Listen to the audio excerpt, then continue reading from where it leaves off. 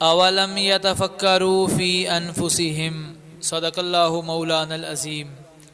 इन्नल्लाह व मलाइकतहु युसल्लूना अलन नबिय्य या अय्युहल्लज़ीना आमनू सल्लु अलैहि वसल्लिमू तस्लीमा। अस्सलातु वस्सलामु अलैका या रसूलल्लाह व अला आलिका व सहाबिका या हबीबल्लाह। अस्सलातु वस्सलामु अलैका या आलिम मा कान व मा यकून व अला आलिका व सहाबिका या मकीन कुलूबिल मुमिनीन। नमाज तरावी में ख़त्म कुरान पाक की तकरीब है। उस्ताज़ुल कुर्रा फ़ख्रुल कुर्रा कारी ख्वाजा मोहम्मद अकील साहब, उन्होंने बड़ी मेहनत और मोहब्बत के साथ अल्लाह ताला का पाक कलाम नमाज तरावी में आपको सुनाया। आप अहबाब ने नमाज तरावी में बड़ी मेहनत और मोहब्बत के साथ कुरान करीम समात फरमाया। अल्लाह करीम इनको सुनाने का अजर अता फरमाए और आपको सुनने का अजर अता फरमाए।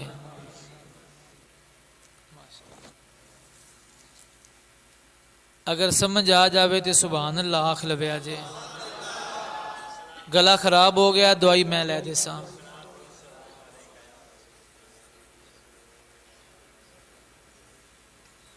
अगर कोई वादा घाटा हो गया तो मैं वो हल कर ले सा। लो जी माशाल्लाह, ये पाई रखा जी।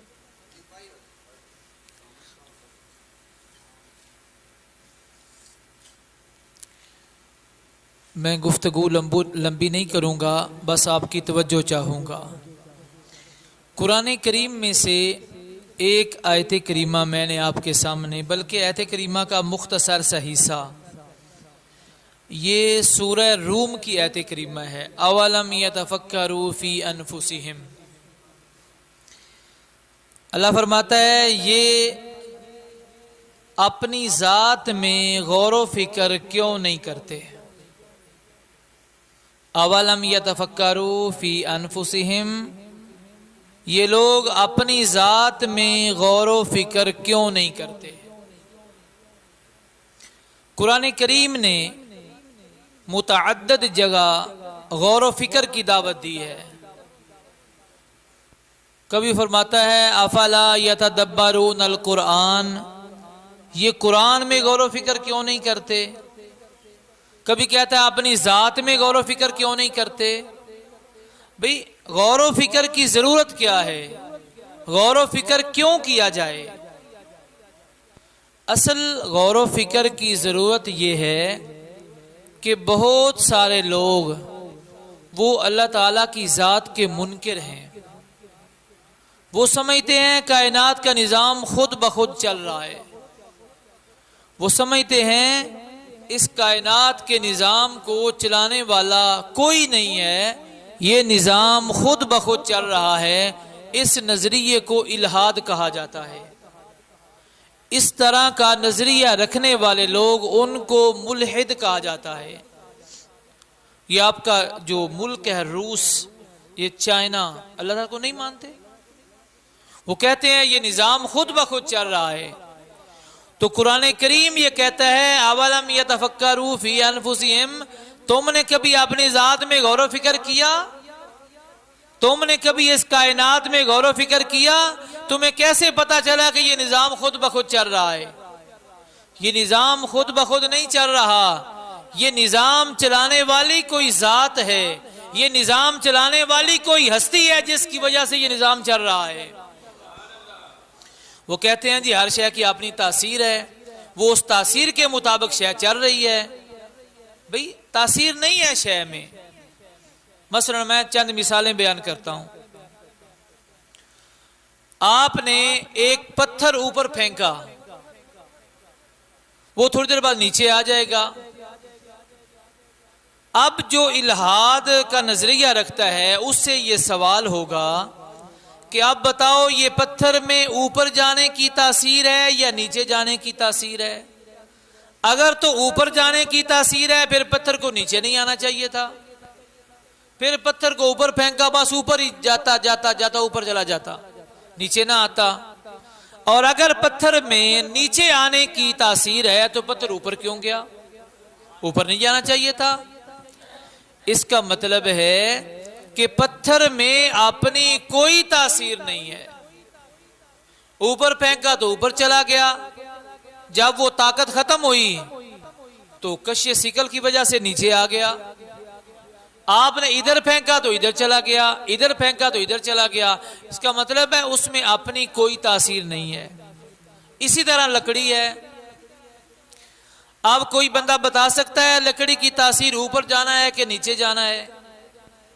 आपने जमीन में एक दरख्त का बीज दिया, अब अकल हैरान रह जाती है कि अगर लकड़ी में अपनी तासीर हो वो ऊपर जाने वाली होगी या नीचे जाने वाली होगी। लेकिन यहां अजीब मंजर है, उसका तना और उसकी शाखें तो ऊपर जा रही हैं लेकिन जड़ें नीचे जा रही हैं। अब जड़ें नीचे जा रही हैं, वो जमीन को खोद कर जमीन में अपना रास्ता बनाकर जड़ें नीचे जा रही हैं। इसका मतलब है इस लकड़ी के अंदर जाती तासीर कोई नहीं है। कोई जात है, जिस जात ने इसका कुछ हिस्सा ऊपर भेज दिया, कुछ हिस्सा जमीन में भेज दिया।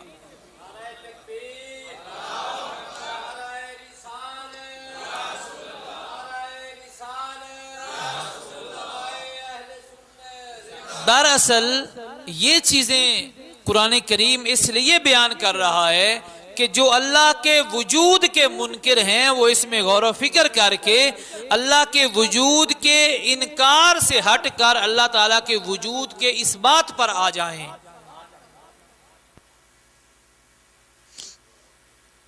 अल्लाह ताला के वजूद का इनकार खत्म करना मकसूद है। देखें, आप कायनात की जिस चीज में गौर व फिक्र करेंगे आपको महसूस होगा कि अल्लाह मौजूद है। मैं पूरी जिम्मेदारी से कहता हूं, कुरान करीम ने इतने दलाइल तौहीद पर बयान नहीं किए जितने अल्लाह के वजूद पर दलाइल बयान किए हैं, क्योंकि अल्लाह के वजूद के मुनकिर बहुत ज्यादा थे। तो कुरान करीम ने अल्लाह के वजूद पर दलाइल बयान फरमाए हैं। एक अरब बद्दू था, उससे किसी ने पूछा कि तूने रब को कैसे पहचाना? तो एक बद्दू जो ऊंट चराता है, मदरसा में कभी नहीं गया, स्कूल में कभी नहीं गया, उससे जब पूछा गया तूने रब को कैसे पहचाना, उसने कहा अल बारतु तदुल्लु अलल बईर वल अक़दामु तदुल्लु अलल मसीर। उसने कहा कि मैं देखता हूं इधर मेंगनियां पड़ी हुई हैं, तो मेंगनियां देखने से मुझे अंदाजा हो गया कि इधर कोई जानवर गया है, कि मेंगनियां जानवर के गुजरे बगैर इधर नहीं आ सकती। वो कहता मैंने कदम के निशानात देखे, वल अक़दामु तदुल्लु अलल मसीर। उसने कहा मैंने कदमों के निशानात देखे, तो जब मैंने निशानात देखे तो मैंने अंदाजा किया कि कोई बंदा इधर से गुजर गया है। अगर कोई बंदा न गुजरा होता तो कदमों के निशान नहीं होने चाहिए थे। उसने कहा जब छोटी सी मेंगनी ये जानवर के गुजरे बगैर नहीं आ सकती, कदम का निशान कोई बंदा न गुजरे तो नहीं आ सकता, तो इतनी बड़ी कायनात खुद ब खुद कैसे चल सकती है? कोई जात है जिसके वजूद के सबब ये कायनात चल रही है। एक बुढ़िया औरत जो चरखा काट रही थी, ये जो पुराने जमाने में चरखा होता था, ये सारे बाबे इन्होंने देखा हुआ है, ये नौजवानों को कहीं म्यूजियम में नजर आएगा। तो एक बुढ़िया औरत जो चरखा काट रही थी, उससे किसी ने पूछा तूने रब को कैसे पहचाना? उसने कहा मैंने रब को पहचाना ये चरखा देखकर। पूछा वो कैसे? उसने कहा कि जब तक मैं इसको चलाती रहती हूँ ये चलता रहता है, मैं छोड़ देती हूँ तो ये रुक जाता है। जब छोटा सा चरखा मेरे चलाए बगैर नहीं चलता तो इतनी बड़ी कायनात का निजाम कैसे चल सकता है? उसने कहा कोई तो हस्ती है जो कायनात का निजाम चला रही है। इमाम शाफी रहमतुल्लाह अलैह शहतूत के दरख्त के पास खड़े थे, तो किसी ने इमाम शाफी से पूछा कि आपने रब को कैसे पहचाना। इमाम शाफी रहमतुल्लाह अलैह ने जवाब दिया, इस शहतूत के दरख्त से। आप मेरी बात समझ रहे हैं? इमाम शाफी कहते हैं मैंने रब को पहचाना शहतूत का दरख्त देखकर। अच्छा, आप भी शहतूत का दरख्त देखते हैं, मैंने भी देखा, लेकिन ये आप और मुझे कभी पता चला कि इससे रब ताला की पहचान कैसे हुई? इमाम शाफी ने बड़ा कमाल जवाब दिया। इमाम शाफी कहते हैं ये शहतूत का दरख्त रब ताला के वजूद पर दलील है। वो कैसे? फरमाते हैं देखो, शहतूत का जो दरख्त है इसके पत्ते हैं, अगर ये पत्ते बकरी खाती है तो दूध देती है। आपकी तवज्जो चाहूंगा, ये पत्ते अगर बकरी खाती है तो दूध देती है। ये पत्ते अगर रेशम का कीड़ा चाटता है, रेशम का कीड़ा खाता है तो उससे रेशम बनता है। अगर शहद की मक्खी ये चाटती है तो उससे शहद बनता है। अगर ये पत्ते हिरन के पेट में जाते हैं तो उससे कस्तूरी बनती है, उससे खुशबू बनती है। तो इमाम शाफी ने फरमाया इसका मतलब है कि इन पत्तों की अपनी कोई तासीर नहीं है, इन पत्तों का, इस दरख्त का अपना कोई कमाल नहीं है। क्योंकि अगर तासीर होती दूध वाली, फिर शहद की मक्खी भी दूध देती, फिर हिरन भी दूध देता, फिर रेशम का कीड़ा भी दूध देता। अगर इसकी तासीर होती शहद वाली, फिर बकरी भी शहद देती, फिर रेशम का कीड़ा भी शहद देता। अगर इसकी तासीर होती शहद कस्तूरी वाली, तो फिर शहद की जो बकरी है ये भी कस्तूरी देती, शहद की मक्खी भी कस्तूरी देती। एक ही पत्ता है, वो अगर मक्खी के पेट में जा रहा है तो शहद बन रहा है, वो हिरन के पेट में जा रहा है तो उससे कस्तूरी बन रही है, अगर वो बकरी के पेट में जा रहा है तो उससे दूध बन रहा है, शहद की मक्खी के पेट में जा रहा है तो उससे शहद बन रहा है। इसका मतलब है इस दरख्त की अपनी कोई तासीर नहीं, एक जात है जिसने इसमें तासीर रखी है। कोई जात है जिस जात ने इसमें तासीर रखी है। अच्छा, इसमें मैं दर्जनों मिसालें बयान कर सकता हूं, क्योंकि वक्त कलील है, पहले काफी लेट हो गया हूं। ये वैसे इनको बताया था कि 10:15 के लगभग मैं आऊंगा, तो एक जगह तकरीर नहीं करनी थी, उन्होंने धक्के से तकरीर करवा ली मुझसे, तो वो फिर 15 मिनट उस वजह से ज्यादा लग गए, क्योंकि वो शेड्यूल सिर्फ दुआ का वहां था। तो एक मिसाल और बयान करता हूं। कुरान करीम फरमाता है अवलम यतफक्करू फी अनफुसिहिम, ये बंदे अपने अंदर गौर व फिक्र क्यों नहीं करते। एक बंदा कहता है जी एटीएम बड़ी ईमानदार मशीन है इस दौर में कि आपका पैसा मेरे अकाउंट में नहीं आ सकता, आपके अकाउंट में पैसा है तो निकलेगा वरना नहीं निकलेगा।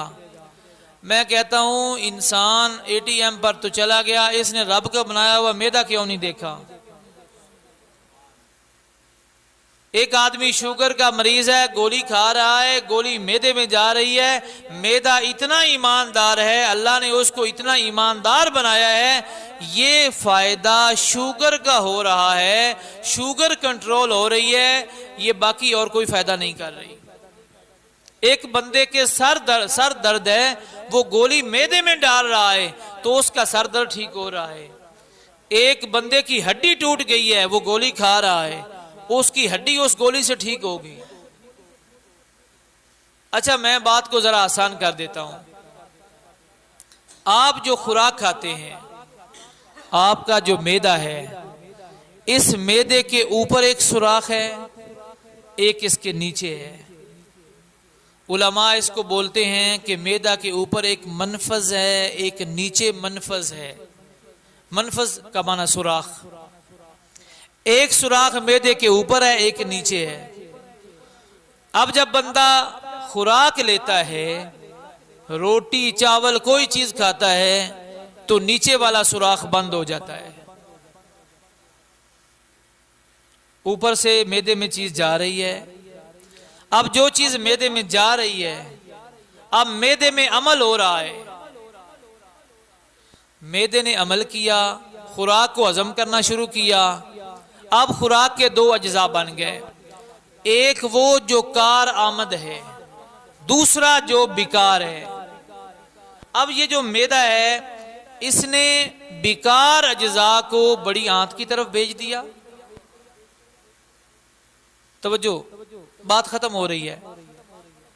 जो बिकार अज्जा थे खुराक में से, उनको बड़ी आंत की तरफ भेज दिया।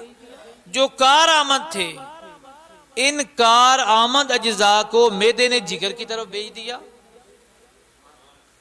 अब ये जो कार आमद अज्जा जिगर में पहुंचे, अब जिगर में फिर उसका अमल शुरू हुआ, उसने अपना काम शुरू कर दिया। अब उसने दो तरह का काम किया। एक तो ये काम था कि उसने खून बनाया, ये उसने रगों की तरफ भेज दिया। जो बारीक नालियां थी जिनकी जिम्मेदारी ये है खून आगे सप्लाई करना, तो जिगर ने खून उधर भेज दिया। अब यहां जो बिकार माल तैयार हुआ, जो माल बिकार था उसको एक तरफ किया। इस बिकार माल में कुछ खून भी था। अब ये खून और कुछ बिकार माल ये इसने गुर्दे की तरफ भेज दिया। अब ये माल मैदे से जिगर में, जिगर से जब गुर्दे में आया, अब फिर दो तरह का काम हुआ। इसमें जो खून था, कुछ अज्जा खून के थे, वो इसने नालियों की तरफ पहुंचा दिए। जो बाकी पानी था वो इसने मसाना में पहुंचा दिया। भाई आपने रोटी खाई ना, आराम से बैठ गए, दो डिकार मारे, दो पासे मारे थे, लेकिन आप देखें रब ताला ने आपके अंदर ये मशीनरी किस अंदाज में चलाई है। ये कितना प्रोसेस आपके जिस्म में चल रहा है, आपको खबर ही नहीं है इस बात की। अच्छा, एक और मजे की बात बताऊं आपको। ये जो मैदा है, इस मैदा के मुंह के ऊपर एक छोटी सी गुदूद है। उस गुदूद को लबलबा कहा जाता है। अब ये जो लबलबा है, इससे सयाल मादा निकलता है, पानी खारिज होता है। अब ये पानी थोड़ा थोड़ा खारिज होता रहता है। इसका काम ये है कि जिस्म के अंदर जो जरूरत से ज्यादा मिठास होती है, ये लबलबे से निकलने वाला पानी उस जरूरत से जायद मिठास को जला देता है, उसको खत्म कर देता है। अगर वो सारी मिठास जिस्म के अंदर रहे तो बंदा बीमार हो जाए। ये निजाम कुदरती है सारा। अब किसी बंदे ने कभी तवज्जो नहीं की। इसको पैसा कमाने से फुर्सत मिले तो ये तवज्जो करे, बस खाए जा रहा है, कमाई जा रहा है, इसको और कोई ख्याल ही नहीं है। अब ये जो लबलबा है, इससे जो वो पानी निकल रहा है, इस पानी को इंसुलिन कहते हैं। ये जो लबलबा से सयाल मादा निकल रहा है, इसको इंसुलिन कहते हैं। अब इसका काम है जिस्म में जरूरत से जायद मिठास को खत्म करना, उसको जला देना। फिर किसी वजह से लबलबा कमजोर हो गया, उसने वो जो पानी खारिज करना था उसकी मिकदार जरा कम हो गई। अब मिठास बंदे के जिस्म में जरूरत से ज्यादा जमा हो गई, तो डॉक्टर ने कहा तुझे शुगर हो गई है। ये इस तरह शुगर बन गई बंदे को। अब देखते हैं ना कि डॉक्टर गोली देता है, कहता है शुगर कंट्रोल हो जाएगी, उससे कंट्रोल नहीं होती। डॉक्टर कहता है टीका लगाओ, उस टीके को कहते हैं इंसुलिन। ये आप में से कई लोग लगाते हैं जो बैठे हुए हैं यहाँ। तो वो जो टीका लगाया जाता है छोटा सा, उसको इंसुलिन कहा जाता है। उसका यही काम है कि आपका लबलबा कमजोर हो गया, जो सयाल मादा उसको खारिज करना चाहिए था वो नहीं कर रहा, जरूरत से ज्यादा मिठास को नहीं जला रहा। चलें थोड़ी सी इंसुलिन बाहर से अंदर भेज देते हैं, कुछ अंदर से होगी कुछ बाहर से होगी, ये मिलजुल कर जरूरत से ज्यादा मिठास को जला दे। तो इंसान का जिस्म ये जो इतना ज्यादा काम कर रहा है, अल्लाह फरमाता है जो रब के वजूद के मुनकिर हैं, अवलम यतफक्करू फी अनफुसिहिम, ये अपने जिस्म में गौर फिक्र नहीं करते? अवलम यतफक्करू फी अनफुसिहिम, ये अपने वजूद में गौर फिक्र नहीं करते? ये कैसे रब का इनकार कर सकते हैं? मतलब ये है कि हम अपने माहौल में, अपने इर्द गिर्द में अगर नजर नहीं दौड़ा सकते तो कम से कम अपने गिरबान में ही झांक के देख लें, अपना निजाम ही देख लें, समझ आ जाएगा ये निजाम ऐसे नहीं चल रहा, इस निजाम को चलाने वाली कोई हस्ती है, इस निजाम को चलाने वाली कोई हस्ती है। तो जिस हस्ती ने इतना प्यारा निजाम बनाया, हमें उस हस्ती का शुक्र अदा करना चाहिए, हमें उस हस्ती का हर वक्त शुक्र अदा करना चाहिए।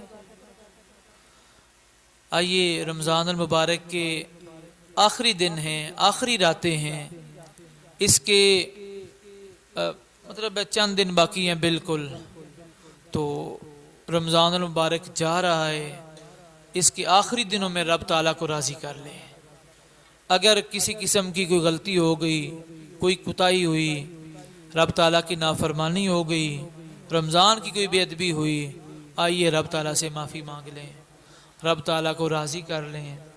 वो तो इतना राज़ी होता है कि एक बंदा मुसाफिर हो, सवारी उसके पास हो, सारा उसका सामान सवारी पर लदा हुआ हो, बंदा सो गया, कहीं आराम के लिए लेटा था दरख्त के नीचे, बंदा सो गया, वो सवारी भाग गई, अब ये बंदा उठा, इसके कपड़े भी उस पर थे, इसके कागजात भी उस पर थे, इसके पैसे भी उस सवारी पर थे, अब उठा, इसके पास कोई शय नहीं थी, तो ये उसको तलाश करने के लिए निकला, ये दौड़ता रहा, तलाश करता रहा, लोगों से पूछता रहा, जब थक हार कर बैठ गया, ये नाउम्मीद हो गया, अब थकावट में इसकी आंख लग गई, कुछ देर बाद आंख खुली तो क्या देखता है, वो सवारी पास खड़ी हुई है। तो जिस कदर खुशी इस आदमी को होगी, जब बंदा तौबा करता है, अल्लाह इससे भी ज्यादा खुश होता है। तो आइए रब ताला के हुजूर तौबा करें, अल्लाह करीम हम सब को अमल की तौफीक अता फरमाए। व आखिरु दावाना अनिल हम्दुलिल्लाहि रब्बिल आलमीन।